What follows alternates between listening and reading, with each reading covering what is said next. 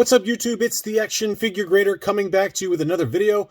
We're going to take a look at more loose, complete figures, play sets, and vehicles. Lots of really good data here that I think you'll find interesting. And one questionable one, this blue snaggletooth is a little weird looking, so I wanted to talk more about that one as well. So, as always, thanks to my Patreon supporters. My Patreon page is patreon.com/actionfiguregrader in case you're interested in signing up to become a Patreon member and getting 24 hours early access to all my videos. Let's go ahead and take a look. The first one is a R2-D2 sensor scope, and it looks really clean. Here is a close-up of the figure. If I can get my camera to work, there we go. And the label had just a little bit of scuffing to it. The same with the vac metallized chrome head, just some very, very light issues to it. Probably like an 80+ grade overall at worst. That one sold for $102.50 plus $5 shipping. And then we had a second one that also sold. This one sold for $124.95 plus $9.75 shipping. This one looks like it might be the gold head. It just looks kind of goldish with the head, and that's usually associated with the first 12 solid dome version of C-3PO, but it might just be lighting, but it does look kind of goldish, doesn't it, from the photos there. So just something to keep in mind. A lot of people like to collect different kind of weird variations, the dimple head, first 12, R2-D2, and things like the gold head, and this one does look goldish. Anyway, $124.95 plus $9.75. Took that one home. I got a couple of different Hans again, just to keep you guys updated on first 12 Han Solos. First, we've got the small head version, and that one sold for $75 plus $6 shipping. It looked to be nice and clean, very, very clean paint applications on him, and it was advertised as having very stiff limbs. So another data point there, and that's kind of in line with market for an ungraded Han small head. It just in general, those tend to go for about $75 to $80. And then I've got also a large head version, the kind of corrected, nice looking version here, and it had a little bit of scratching to the belt buckle, but the limbs were advertised as in excellent shape. And this one has the same defect that mine has, where it's got a little kind of like gap right there between the two torso pieces where they're sonically welded together. I just see that a lot with Hong Kong large head Hans, where that little gap right there happens. And I've got one coming back from Collector Archive Services soon that scored an 85 that has that same issue. So the grading companies took mercy on me, and it did get the 85 grade. All right, now here's the one I wanted to talk more about. This is the blue snaggletooth that sold for $550 Canadian dollars or 414 US dollars. But if you look at the boots, they have this typical silver paint with lots of wear to them. But look at the belt buckle. Look how much brighter that belt buckle is versus the boots. And also look at his tooth and eyes. It just seems like to me that this item has been touched up, just based on the photos. It just doesn't look natural to me. I looked at my example that I've got graded, and that belt buckle and the tooth and eyes just look extremely bright to me. It just seems like it's been touched up. I could be totally wrong. It could just be bad lighting for the photos, but it just seems like the belt doesn't match very well with the silver paint applications for the boots, and it just makes me wonder. That's all I'm trying to say. So if you happen to be the person that bought that, I would love to hear from you when you got it in hand as to whether it was legitimate or not. But, it gives you a data point for a loose, ungraded snaggletooth, blue snaggletooth, and that's kind of right in line with market, $414. Might be a little high just given the boot wear, and again, assuming that the paint applications have not been touched up on that one. This was a good deal, I thought. This was the Brazilian glass-lead version of Chewbacca. He comes with kind of Zuckuss's blaster rifle instead of the bowcaster. And it did have some nose rub, as you can see there, but very tough to find this variant. It's just not one that pops up very regularly. This was down in Sao Paulo, Brazil, and it was $130 plus $55 shipping. So it's a lot of shipping money, but let's call it $185. That's not a terrible deal for probably like a low 80 grade, maybe 75 plus grade glass lead Brazilian Chewbacca. I've got the land speeder. This is the original long play box land speeder. Box looked to be in great shape. The land speeder itself was complete, although the canopy had yellowed and there was a little bit of chipping going on with the chrome on the sides of the land speeder. That one sold for $148.97, free shipping. But that box was in fantastic condition. It's just, some light wear to the land speeder, and something to always keep in mind if you're looking for one of these loose is that canopy does yellow over time, and just like that one has. So next up, we've got a Hammerhead with the eyes pointed left.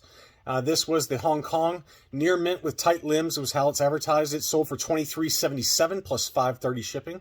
So he's one that is not particularly difficult to find, very clean and in high grade. Those hammerheads just in general are pretty easy to find, in good shape, and not very expensive. Next up was an R5D4 1978 Hong Kong date stamp. And this is one I had in my what to buy video, and it sold very quickly thereafter. And I thought this price was great. The chrome on this one was in fantastic shape. The sticker just had a little bit of wear to it, but in general, it was probably like an 80+ condition. That sold for $41.44 plus $4.90 US shipping. And I thought that was a pretty great deal. I got a couple of different 21B medical droids that sold. This one was in pretty great shape overall. And the clear torso piece looked to be maybe just slightly yellowed, but not much. But it was in pretty good shape, and that one sold for $23.77 plus $5.30 shipping. This one was in better shape. This one was in really clean condition, very crystal clear torso. The paint on that one was just gorgeous, really, really clean. And that one looks like it would score an 85 all day long. That one sold for $44.50, free shipping. Next up, we've got a nice Zuckuss. This one has the circles on the backs of the knees and on the backs of the heels. Really clean paint to the torso as well as to the eyes. That one sold for $28.99 plus $4.99 shipping. And here is a nice close-up that shows you those circles on the backs of the knees and on the heels for the Hong Kong Zuckuss. There is also a Hong Kong Zuckuss variant without those circles, those APM marks on the backs of the knees and heels. So there's two different Hong Kongs you can track down for Zuckuss. And again, that one sold for $29 plus $5 shipping. Same seller also had Forlom. This one looked to be in really clean condition as well. Another Hong Kong variation. It had some light scuffs to the robe, although in pretty great shape overall. That one sold for $32 plus $5 shipping. And then we got a last 17 Yak Face. This one sold at auction. $461.65 was the final sales price on this one. It did have some wear to the feet, as you can see right here, and on the hands. Pretty pronounced, paint damage to the feet, the tips of the toes, and then on the hands. So those are the two big areas you got to look out for. There's also some chipping on the shoulders. But again, that one sold for $461, free shipping, and it would probably grade out at best, I'd say a 70 grade. But, for an 85 grade, it can go for $1,100 for an AFA 85. So I think that price was appropriately discounted. Next up, we've got Land of the Jawas playset. This is a really nice box example with the paperwork and the whole playset here. All the little pegs were included, as well as the landing pod for R2-D2 and C-3PO when they landed on Tatooine. But a pretty cool playset. It's only a 2D kind of model for it, but just an interesting kind of design to an early Star Wars playset to keep the cost down was what Kenner was doing. That one sold for $178.50 plus $25 shipping. A few other vehicles we got here. We've got the Imperial Troop Transport. That one was advertised as complete. The sound did not work on this one, but the stickers look to be in pretty good shape overall. That one sold for $81 plus $24.84 shipping. Next up, we've got the Rebel Transport, the Hoth Rebel Transport. The key piece you got to look for is this little trap door hatch on the bottom of the transport. That one is usually missing, that little black door there.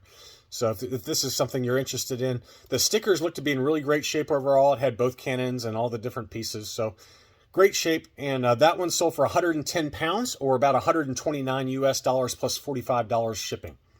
A couple of different Slave 1 data points for those of you looking for a loose, complete Slave 1. This one had the ramp as well as Han and Carbonite. That one sold for 115 pounds or about $135 US plus shipping. And then this one also sold. This one I thought was a pretty good deal. This one included the box, the paperwork, the catalog, 100% complete Slave 1 along with the Han and Carbonite. And for all of that together, it was $270 on 16 bids. That closed on November 13th plus $16 shipping. I thought that was a really great deal, just given how beautiful the condition of that box was. Next up, we've got a TIE Interceptor. It was advertised as 100% complete. The key thing on these is to make sure that the stickers are not in terrible shape. You can start to see some peeling there on the sticker on that wing there.